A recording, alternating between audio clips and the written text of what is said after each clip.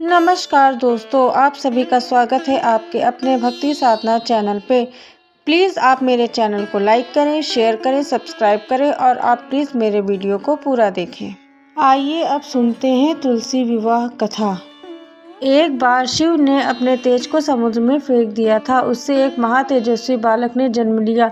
यह बालक आगे चलकर जालंधर के नाम से पराक्रमी दैत्य राजा बना। इसकी राजधानी का नाम जालंधर नगरी था। दैत्यराज कालनेमी की कन्या वृंदा का विवाह जालंधर से हुआ। जालंधर महाराक्षस था।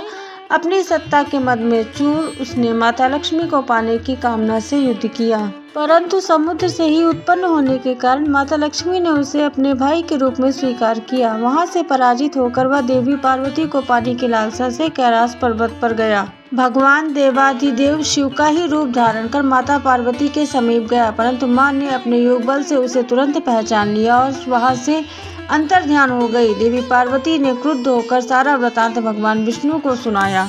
जालंधर की पत्नी वृंदा अत्यंत पतिव्रता स्त्री थी। उसके प्रतिव्रत धर्म की शक्ति से जालंधर ना तो मारा जाता था और ना ही पराजित होता था।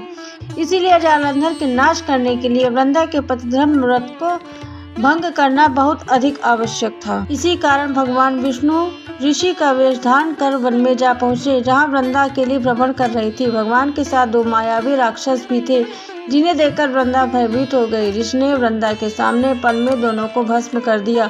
उनकी शक्ति देखकर वृंदा ने कैलाश पर्वत पर महादेव के साथ युद्ध कर रहे अपने पति जालंधर के बारे में पूछा।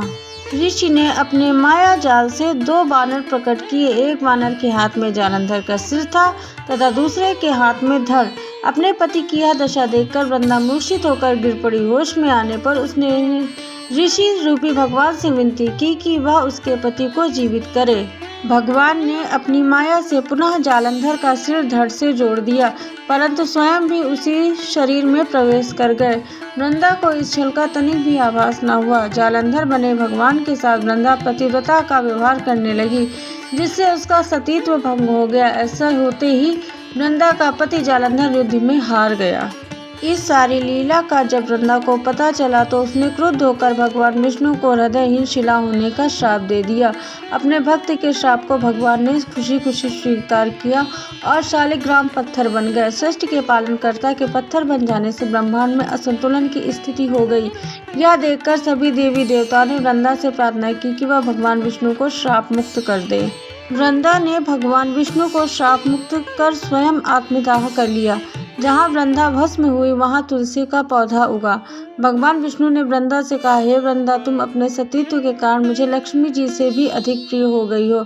अब तुम तुलसी के रूप में सदा मेरे साथ रहोगी। तब से हर साल कार्तिक महीने के देव उठावनी एकादशी के दिन तुलसी विवाह के रूप में मनाया जाता है। जो मनुष्य भी मेरे शालिग्राम रूप के साथ तुलसी का विवाह करेगा, उसे इस लोक और परलोक में विपुल यश प्राप्त होगा। उसी दैत्य जालंधर की यह भूमि जालंधर के नाम से विख्यात है। सती वृंदा का मंदिर मोहल्ला कोट किशनचंद में स्थित है। कहते हैं कि इस स्थान पर भी एक प्राचीन गुफा थी जो सीधी हरिद्वार पहुंचती थी। सच्चे मन से 40 दिन तक सती वृंदा के मंदिर में पूजा करने से सभी मनोरथ पूर्ण होते हैं। जिस घर में तुलसी होती है वहाँ यम के दूत कभी भी असमय नहीं जा सकते। मृत्यु के समय जिसके प्राण मंजरी रहित तुलसी और गंगा जल में मुख में रखकर जाते हैं, वह पापों से मुक्त होकर वैकुंठ धाम को प्राप्त होता है।